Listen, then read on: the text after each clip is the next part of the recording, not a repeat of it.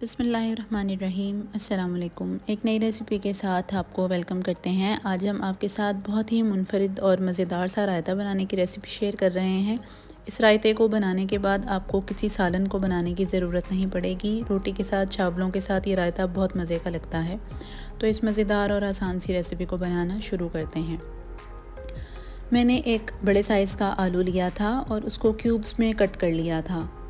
Cubes में cut करके इसको मैंने डीप फ्राई कर लिया है। मीडियम लो हीट रखते हुए डीप फ्राई करेंगे कि आलू गल भी जाए और अच्छा सा खूबसूरत गोल्डन कलर भी इसके ऊपर आ जाए। सारे आलू फ्राई करके निकाल लेंगे। इसी तरीके से मैंने बैंगन लिया था। ये भी एक दरमियाने साइज़ का बैंगन था। उसको भी मैंने क्यूब्स में कट कर लिया और उसी ऑयल में फ्राई कर लिया।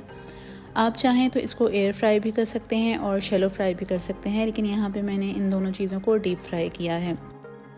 आलू और बैंगन फ्राई करके हम साइड पे रख लेंगे। इस रायते में किसी भी चीज़ की मिक़दार को आप अपनी ज़रूरत और टेस्ट के मुताबिक कम या ज़्यादा कर सकते हैं।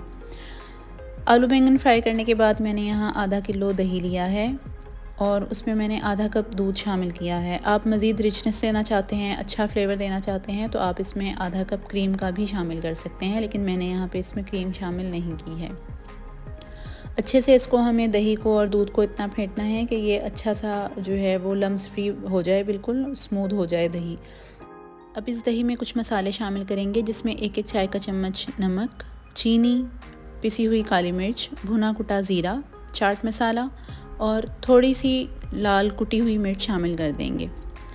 साथ ही साथ मैंने यहाँ पे एक दरमियानी साइज़ का खीरा लिया था, एक दरमियानी साइज़ का प्याज लिया, एक छोटा टमाटर, कुछ धनिया और पुदीना और 1 से 2 हरी मिर्चें बारीक चॉप करके वो मैंने इसमें शामिल कर दी हैं। साथ ही साथ जो आलू और बैंगन फ्राई करके रखे थे वो भी हम इसमें शामिल कर देंगे और इसको अच्छे से मिक्स कर लेंगे।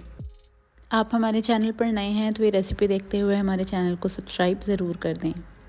अब जो रायता हमने तैयार करके रखा है उसके लिए एक तड़का बना लेंगे, जिसके लिए मैंने 2 से 3 खाने के चम्मच ऑयल लिया था एक पैन में और उसमें 3 से 4 या आप हस्बे ज़रूरत बटन रेड चिली जो साबुत लाल मिर्च होती है उसको फ्राई कर लेंगे। वो थोड़ी सी फ्राई हो जाएगी तो 3 से 4 जवे मैंने लहसुन के लिए थे उसको मैंने स्लाइसिस में कट करके वो इसमें शामिल कर दिया। गोल्डन होने तक फ्राई करेंगे।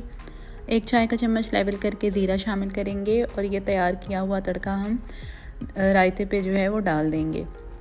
एक हरी मिर्च भी मैंने शामिल कर दी थी। इसको कलर और ख़ूबसूरती देने के लिए थोड़ा सा हरा धनिया गार्निशिंग के लिए यूज़ किया है और ये मज़ेदार सा रायता बनकर तैयार हो गया है।